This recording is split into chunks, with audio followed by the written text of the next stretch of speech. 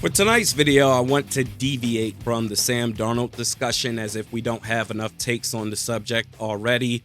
Tom Pelissero, Jeremy Fowler, for instance, recently said, here's why it makes sense for Sam Darnold to return to the Vikings. I'm over it. Sam Darnold is not returning to Minnesota. March 10th can't get here quick enough. That's when the negotiating window opens up, and we will finally get that announcement that Sam Darnold signs with, say, the Giants, the Raiders. Either way, once that is announced, the Vikings fan base, everybody involved with the organization will finally be free of this discourse once and for all. This is JJ McCarthy's team, and that's what I want to focus on as this video is brought to you by BetUS Sportsbook and Casino. He will be back in football shape by the time that OTAs start, and he'll be ready for the start of next season, reported by Common Sense. And I went back and watched tape on JJ McCarthy at Michigan. 2023, his final year in college. His rankings across the country, 35th in passing yards, 53rd in pass attempts. And I remember last offseason before the draft when there was steam connecting McCarthy to the Vikings, and that the Vikings, they could end up selecting McCarthy in the first round. And I was like, I don't really see it, him being worthy of a first round pick. If you're going to select a quarterback in the first round, he needs to be all worlds. At some point in his collegiate career, one time should have been a top 3 finalist for the Heisman Trophy.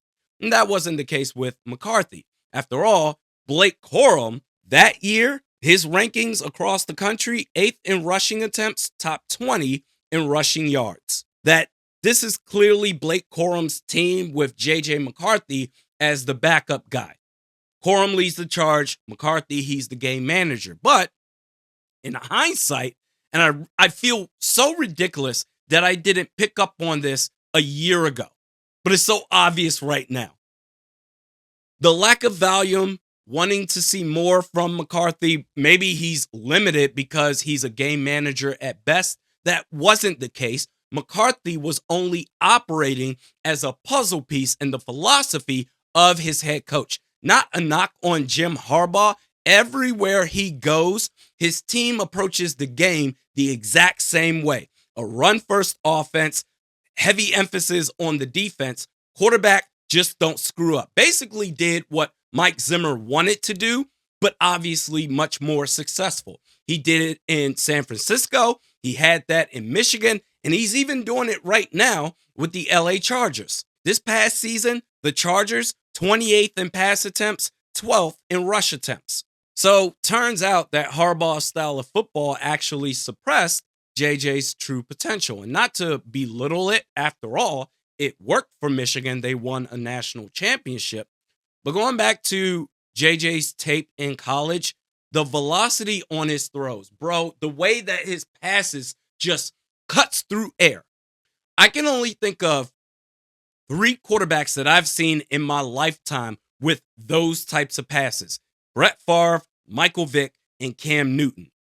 He has the velocity, but also the precision, the accuracy, not just in the pocket, but on the run. He's deceptively fast when he decides to scramble. When he's making throws on the run, the velocity is just as equal as when he's standing in the pocket and sensing pressure while keeping his eyes past the line of scrimmage. He has eyes all around his head with his side and back eyes seeing what's going on behind the line of scrimmage.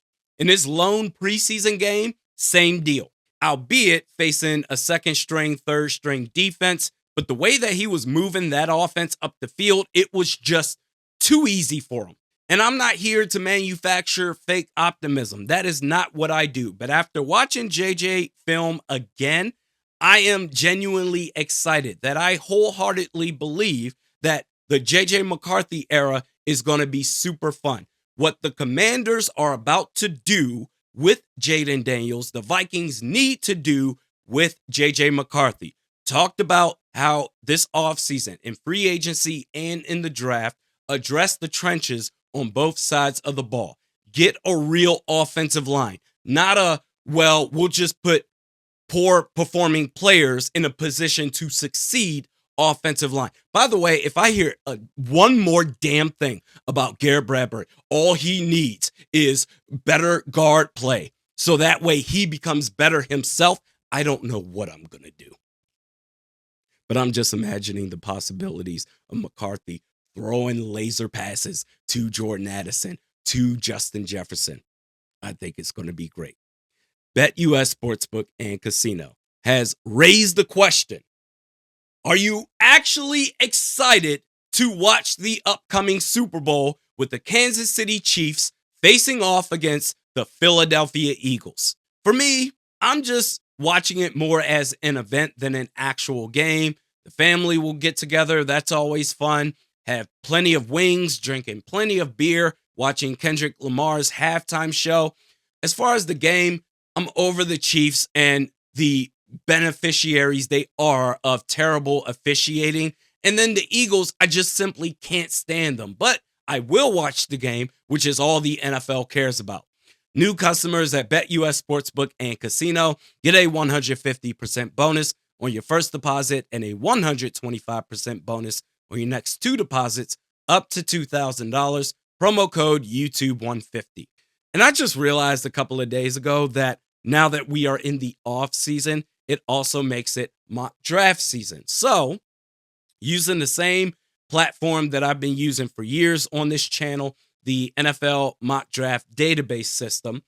And I don't think there's any way for the Vikings to have success in the draft by standing pat or trading up. That the only way they will reach success in this draft is by trading down. And for this exercise that I'm probably going to do all the way throughout this offseason leading up to the draft, any trades, I'm going to allow other teams to initiate it on these platforms. Not to say that the teams would do it actually, but just to rule out, Randy, why would you try to make that trade? That would never happen. Trading down. The Vikings, for this mock draft, they received a trade offer from the Buffalo Bills. Pick 24 for pick 30, their second round pick, pick 56. They actually have 2 second round picks, so it works out for them. And a 2026 4th and 6th round pick.